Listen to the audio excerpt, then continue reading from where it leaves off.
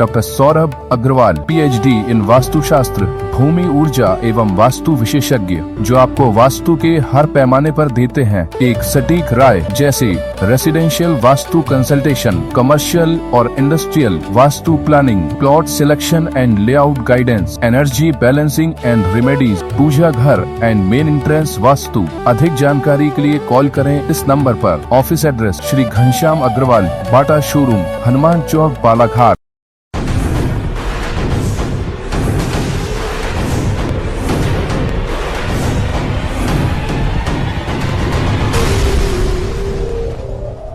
भारत निर्वाचन आयोग के निर्देशानुसार प्रदेश में एसआईआर का कार्य जोरों पर है। ऐसे में प्रदेश में तय समय में एसआईआर का कार्य पूर्ण करने की जवाबदारी बीएलओ के कंधों पर आ गई है।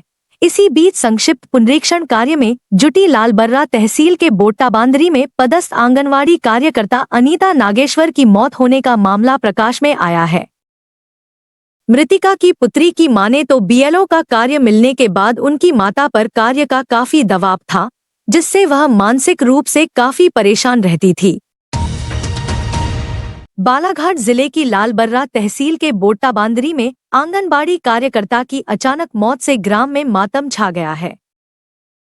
प्राप्त जानकारी में 50 वर्षीय आंगनवाड़ी कार्यकर्ता अनीता नागेश्वर चुनाव आयोग द्वारा चल रही एसआईआर प्रक्रिया के तहत कर रहे कार्य के दौरान बीमार हो गई थी, जिसके बाद उन्हें उपचार के लिए बालाघाट में भर्ती कराया गया था। वहां ठीक नहीं होने के बाद उसे गोंदिया एक निजी अस्पताल में भर्ती कराया गया था और ज्यादा तबीयत बिगड़ने के बाद उसे नागपुर रेफर किया गया, जहां आज नागपुर ले जाते वक्त रास्ते में अनीता की मौत हो गई।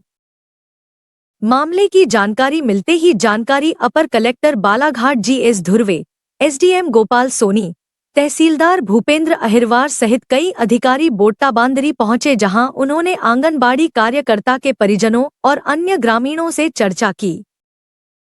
इधर मृतिका की पुत्री आरती नागेश्वर की माने तो उनकी मां पहले स्वस्थ थी।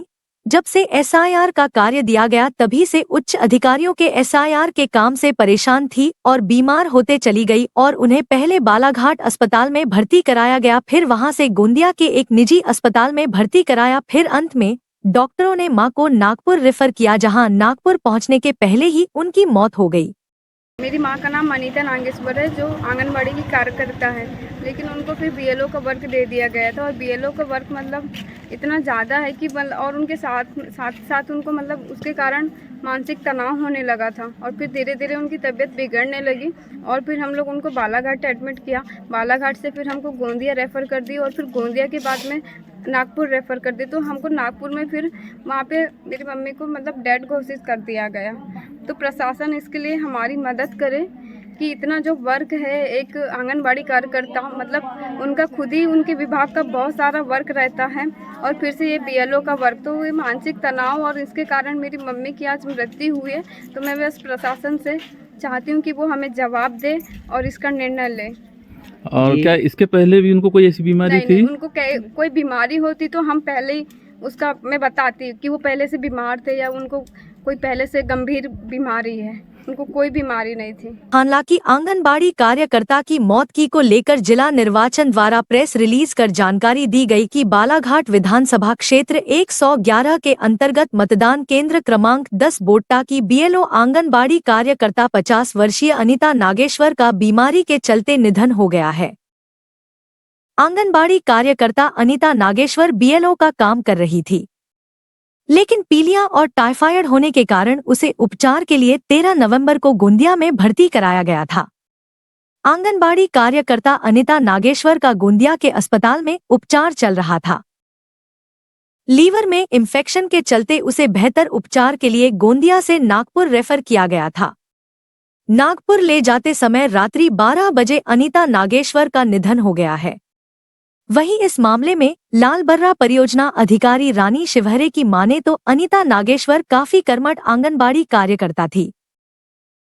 बीते दिनों 10 नवंबर को आंगनबाड़ी केंद्र भ्रमण के दौरान उन्होंने अपने स्वास्थ्य के ठीक न होने की जानकारी उन्हें दी थी, जिस पर उन्होंने चिकित्सक की सलाह लेकर दवाइयां लेने की बात कही थी।